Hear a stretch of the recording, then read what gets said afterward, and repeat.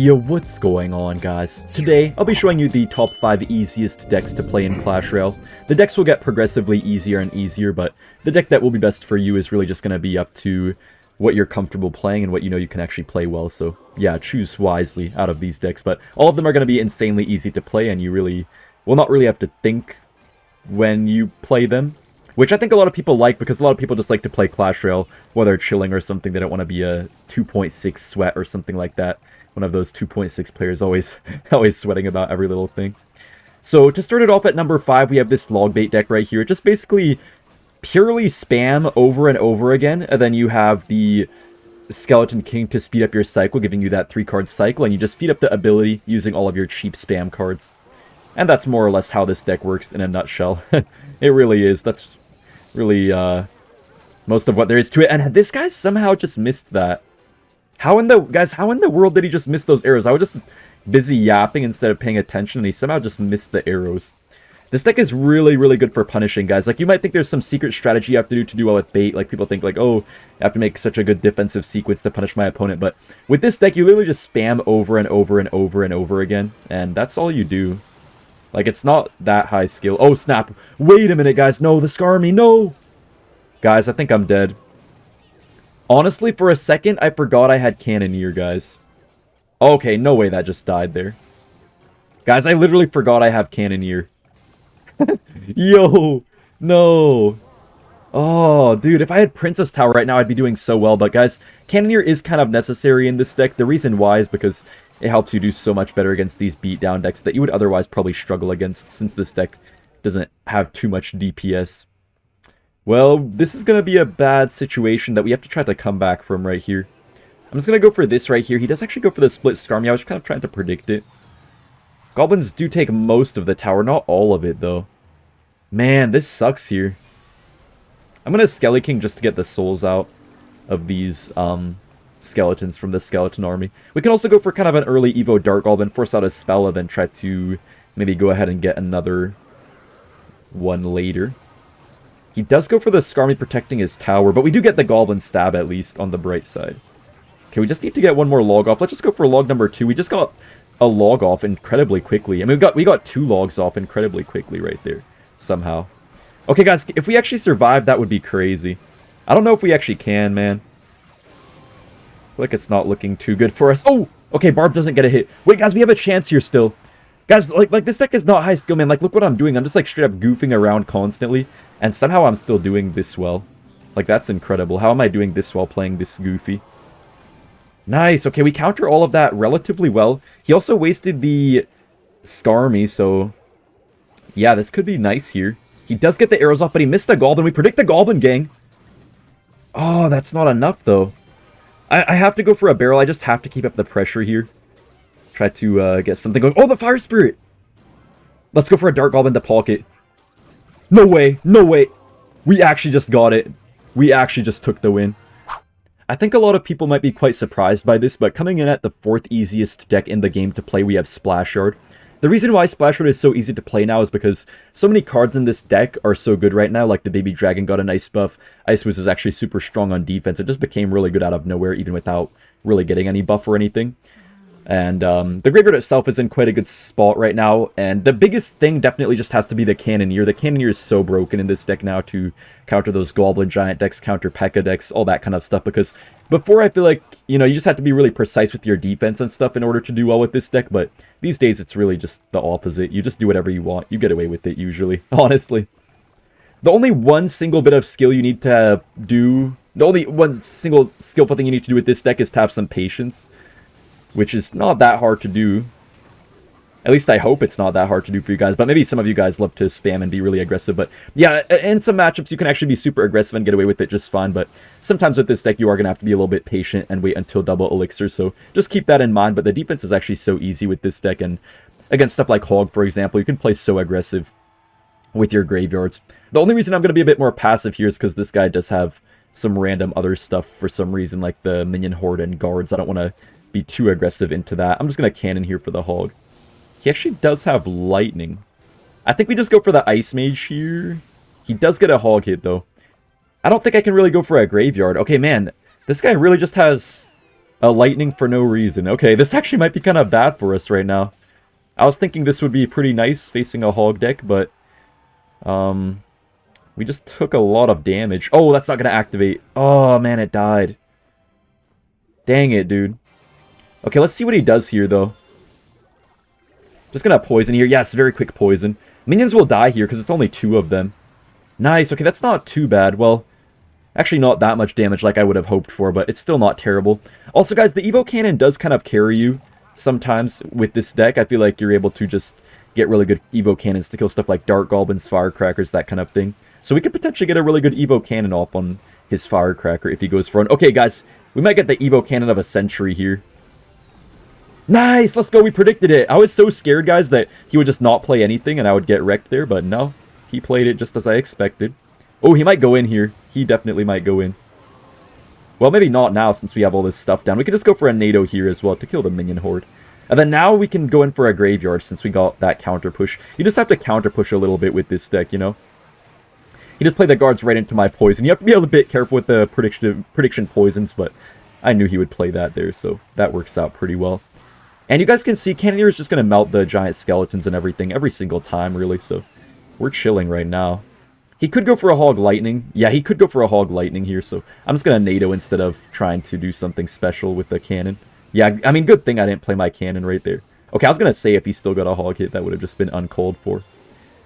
He's probably going to play his guards. Yeah, even even into the poison. That's how you know they're desperate. And we're still getting this lucky RNG every single time. That's basically how these graveyard games go. You know, you don't always get a crazy amount of damage at once, but sometimes that little bit of RNG just adds up over time. I'll go for an early cannon here. He could actually lightning, so we have to watch out for that. I'm going to go for this at the bridge, just get a bar barrel off on the Firecracker. Kind of just want him to, I guess, play into us more so than anything. Cannon will counter this unless he goes for a lightning, so that's chill with me. Yeah, that was so easy to defend, guys. I didn't even make any special plays or anything. It just worked out. He does go for the aggressive lightning. We kind of need some damage back here. I'm going to go for this here. He's probably going to bridge block. Oh, he does go for a Hog Rider. That was honestly quite a bad hog. He can't really giant skeleton because our cannon is in the way. Okay, he does, but it's not really going to do much at all. I was kind of hoping he'd play like a Firecracker or something that my NATO could pull. Yo, the baby dragon, nice, guys! Guys, the baby dragon is literally a heat-seeking missile to the tower now. Like, you used to have to play it well to do much with it, right? But nowadays, like, you just play it and it just finds its way to the tower one way or another. I swear it does. Gotta go for a Bar Barrel Graveyard so he can't even bridge block. We just go for a Poison on guards or whatever he ends up playing. You just go for the Barbarians here. NATO will kill them a little bit quicker. And we do get a lucky bit of RNG right there. It's literally just RNG, man. I'm just enjoying myself watching this goofy old RNG just randomly work a lot in my favor. We can just go for a Poison here. Yeah, this guy is officially done for. That was a very easy game. Coming in at deck number 3, the third easiest deck to play, we have Electro Giant. I don't think a lot of people expected this because Electro Giant is not really that popular these days. Not a crazy amount of people use it, but it does synergize super well with the new Tower Troop Royal Chef. You guys can always play Princess Tower and it will work just fine as well though. And another reason why E-Giant is actually quite nice right now is because it got that buff to where now it doesn't go as far for buildings. I feel like before it used to be kind of easy to play in the sense that you could just plop it down and it would pretty much automatically get some value, but now it's even a lot better to play because even if they kind of tried to pull it far away with something, you're still able to... Well, it just doesn't work anymore, so you're still able to break through usually against buildings since they can't really pull it as far as they used to be able to. And that's what I'm trying to say. Because before they would just be able to like counter a whole E-Giant with 3 Elixir, just pulling it super far with a cannon or something and you just get kind of wrecked, but... These days, they can still fully counter it with a cannon, but they kind of have to play it closer to their tower, so you're able to usually spell it down and stuff like that, so ends up working out pretty well, usually. This barrel should fully die here. Yeah, okay, we have to just really be careful of the Dart Goblins. Unfortunately, this guy also does have Cannoneer, which is going to be a bit of an issue for our Electro Giant. It's so much better to face something like Princess Tower than the Cannoneer with our deck, but we'll see what we can do. Also, guys, Golden Knight is actually surprisingly quite good in E-Giant right now. I mean, it's one of the main archetypes that Golden Knight is actually good in, but I'm just kind of surprised because I feel like Bowler was always so good in Electro Giant for so long. But yeah, now it seems like Golden Knight is back. Okay, there's... No. Guys, there's no way that just happened. The Golden Knight literally just went invisible, apparently, to the tower or something, and now it just made my E-Giant die for no reason. Okay, thank you, tower. That was not appreciated. I know he's going to have the Evo barrel. We're going to have to definitely watch out for that. I'm just going to set up with the cage here. I feel like we can't really defend the Evo barrel too well right now, since our cycle kind of sucks here. Just going to get a Golden Knight off for this barrel. We do have our Evo bomber. That could be one way we might be able to break through. Guys, I know he has the Evo dart goblin, though.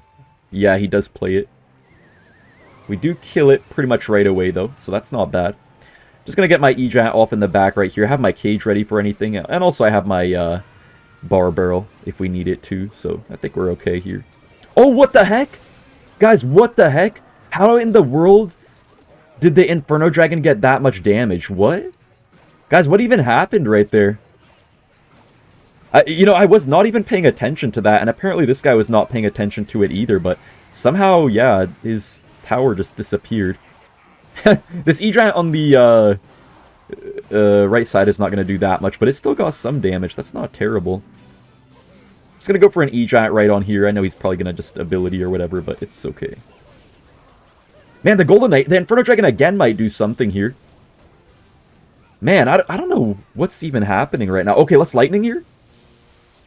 Oh, man, I was hoping we would get his tower into a killable range with a tornado or something, but it doesn't quite work out. Let's get a bar barrel, please. Okay, guys, we just need a lightning, but he could block, though. He definitely could block. Let me actually try to yank this John to the other lane. And also, now we just need one more tornado to win the game at the same time as well. So that is kind of good. Let me go for the ability. Get a cage down here. Okay, guys, I think we got him. I think we do got him. Yeah, all we need to do is tornado at this point. Okay, very, very nice win, even against Cannoneer with E-Giant. Coming in at number 2, we have Lavaloon. I don't really think this one is too much of a surprise for most of you. Lavahound has been known to be a no-skill deck for a very long time, and yeah, it's definitely not the hardest to play. All you really have to do is just usually wait for your opponent to play a 2 elixir or 3 elixir card, then you just Lavahound right away, then you just defend using your pretty solid defensive cards. The cards in this deck for defense are actually really good, like Inferno Dragon. Got the guards in here as well. This honestly could be a giant graveyard deck by the looks of it. I don't know why, guys, but we're facing so much Cannoneer all of a sudden today, which is definitely not the best thing for these beatdown decks to be up against. You guys will probably notice that a lot of these decks are beatdown decks. The thing is, guys, with beatdown decks, you just don't have to make quite as many decisions as you do with a cheaper deck, so that's really why they're a little bit easier to play in general. I'm not saying every beatdown deck is that way, but in general, you just have to make less decisions, so that's why. Man, those arrows really just killed absolutely everything in existence. But this balloon might connect. Oh, he does have Musketeer. Man, if he had no Musketeer, that would have been tower down, but I didn't really expect it since he had the Night Witch already. He does go in for this here. I'm just going to get my guards off and then try to get an Inferno Dragon. I feel like that Giant is actually kind of terrible by him. I feel like maybe he didn't realize we already had our Inferno Dragon back in cycle. He does go for the early Night Witch, though. So I don't know what our Inferno Dragon can really do here. Probably not much. Probably just going to get wrecked by the Cannoneer. Hopefully our Inferno Dragon kind of damages this Night Witch down at least a little bit. Oh, okay, it's not going to. Man, that Night Witch is actually getting him a lot of value here so far in this matchup, it looks like. Oh no, Skelly Dregs. Oh, they're both going to die in one shot to the Cannoneer. Guys, I feel like a really good card in this deck as well is definitely the Evo Valkyrie. The Evo Valkyrie can actually bail you out of so many crazy situations sometimes. You guys would be surprised. Sometimes you can overcommit so much with this deck, and then just one good Evo Valkyrie will defend an entire giant Night Witch push, along with bats in there, guards, everything else. I think I will go in a second here. I'm just going to Inferno Dragon the back. We can kind of afford to do this, guys, because we have the Evo Valkyrie, so that's really going to carry us on defense. So I think I'm fine with this. Okay, he does go for the Night Witch and stuff, guys, but this is the time for Evo Valkyrie to just kill everything, which is absolutely unfair. He does Snowball, but he's dead. Guys, he's literally dead just from Evo Valkyrie, right as I talk about it. This deck is so easy to play, man. Like, I'm not a Lavahound player. I don't play beatdown, really, but yet I'm doing so incredibly well with this deck. Didn't even look like that good of a matchup, I thought, but maybe I was wrong, or maybe we just were able to play just not even that good and still wreck this guy. Nice win. And now, guys, the easiest deck in the game to play, Pekka Goblin Giant. This deck is just an absolute joke. You can literally just do anything. You can play blindfolded. You probably will still win the game when you're playing this deck. Now, I will say, guys, if you want to make this deck even easier to play, all you have to do is add a Rune Giant to it over the Goblin Stein. You can also put in a Hunter over the Bomber, but I'm certain Rune Giant will get a very big nerf very soon, so that's why we're just playing the normal version, because I still see some people play this version, even though Rune Giant is out. This version just has some pretty good synergy and stuff like that still. Okay, I'm going to go for the Pekka right into this. This guy actually is one of those Rune Giant abusers. We'll see how we're going to pair up against this guy. I feel like this could really go either way. I mean, having the Rune Giant is going to be a great advantage for him in some ways, but maybe some things for him also could work out a bit worse. So let's see. I am going to try to get our king up right here off this Goblin Giant. But yeah, I'm not really sure how it's going to go. Oh my goodness, man, that Goblin Machine is going kind of crazy, but we do surprisingly defend the Goblin Giant pretty well. Ooh, his guards are running away. Guys, there's no way. This guy might just be cooked right now. Okay, Pekka gets on the tower. Yo. Okay, guys, maybe this version is genuinely better than Rune Giant, or maybe this guy just played bad. I'll take a wild guess and say a little bit of both. Yo, this guy's so cooked. Okay, wait, guys, actually, it's not completely game over. I think I have to... Yeah, I think I have to hold back on saying it's game over, because anything can happen with Rune Giant. Anything can happen. He could just instantly one-shot my tower with a random Rune Giant Hunter. So, yeah, we gotta be careful still.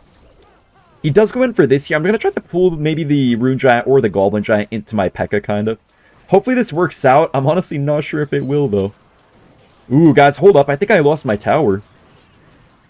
Dude. Yeah, you guys could clearly see a lot of skill is involved here.